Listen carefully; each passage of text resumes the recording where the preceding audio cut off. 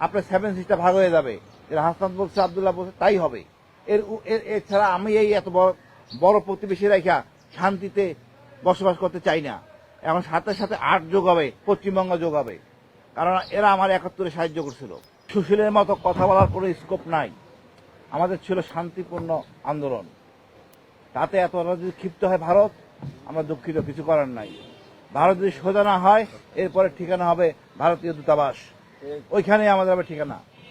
আমরা অনেক সহ্য করছি, 54 বছর ভারত আমাকে জ্বালাইছে।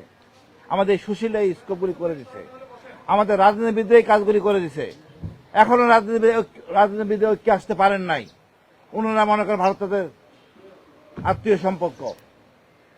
একটা বিডিআর ঘটনা, একটা কমিশন হয়েছে, কিন্তু আমাদের পররাষ্ট্রনীতি, পররাষ্ট্র মন্ত্রণালয়, ডক্টর ইউনূস এখন পর্যন্ত আন্তর্জাতিক অঙ্গনে ভারতকে জঙ্গি রাষ্ট্র ট্যাগ দেওয়ার জন্য বা মামলা করার জন্য কোনো উদ্যোগ নেন নাই।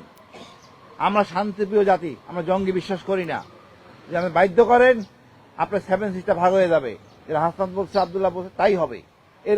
এছাড়া আমি এই এত বড় প্রতিবেশী রেখা শান্তিতে বসবাস করতে চাই না।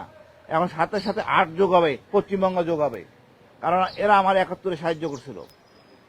ত্রিপুরা, মেঘালয়, এদের সাথে আমাদের শত্রুতা নাই। আমাদের শত্রুতা মোদির সাথে, কসাই মোদি, গুজরাটের কসাই মোদি। ও একটা চালা, ওর দর্শন দিয়েই ভারতবর্ষে চলতে পারে না। সবাইকে সোচ্চার হতে বলবো। আমরা সোচ্চার হচ্ছি ন্যায্য অধিকারের ভিত্তিতে। আমার দেশের লোক পলায় যায় আপনার দেশে, আপনার উচিত ছিল তাকে ধরে আমাকে হস্তান্তর করা, হাসিনাকে হস্তান্তর করা। আপনি এখনো করেন নাই। সুতরাং আপনারা এই কাজ চালিয়ে যান, আমরা আপনার প্রতি সহনশীল হব না।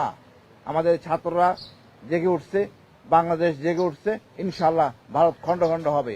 আমি এখনো ভারতকে অনুরোধ করব, আমরা সমমর্যাদার ভিত্তিতে থাকবো। যদি আপনারা আচরণ পরিবর্তন না করেন, আমরা বাধ্য হব।